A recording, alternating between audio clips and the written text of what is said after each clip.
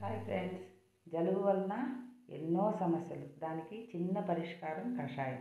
ఇది నేను చెప్పేది కాదండి, అమ్మమ్మల కాలం నాటిది.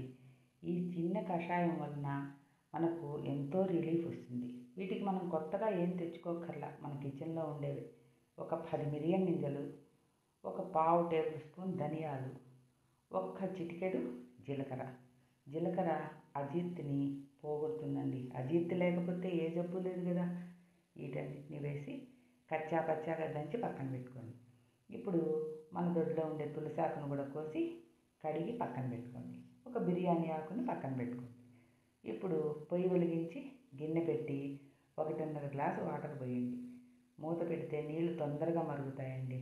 ఇప్పుడు నీళ్లు మరగడం మొదలైన తర్వాత మూతను తీసి మనం ముందుగా దంచుకున్నాం కదా మిరియాలు, ధనియాలు, జీలకర్ర, ఈ పౌడర్ని వేయండి.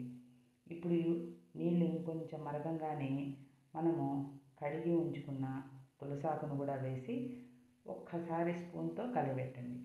కలిపెట్టి 1.5 గ్లాసు నీళ్లు 1 గ్లాసు వచ్చే వరకు మరిగించండి. ఈ కషాయాన్ని వడపోసుకొని కొద్దిగా తేనె కలిపి గోరువెచ్చగా ఉన్నప్పుడే ఉదయం సాయంకాలం తాగారనుకోండి, పావు గ్లాస్ చాలండి. జలుబు, ముక్కు దిబ్బడ, తలనొప్పి తగ్గుతుందండి. దీంట్లోని ఒక బిర్యానీ ఆకునేసి బాగా మరిగించి వడపోసుకొని పావు గ్లాసు ఉదయం, పావు గ్లాసు సాయంకాలం తాగే ముందు ఒక పావు టేబుల్ స్పూన్ తేనెను కలుపుకొని గోరువెచ్చగా కనుక తీసుకున్నారంటే మీరు 1-2 రోజులు తీసుకోండి.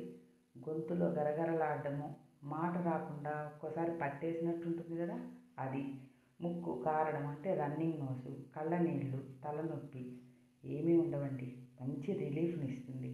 అంతేకాదు, జలుబు చేసినప్పుడు నైట్ టైం నిద్ర పట్టదు కదా, ఒక పావు గ్లాసు గోరువెచ్చగా తాగి పడుకోండి.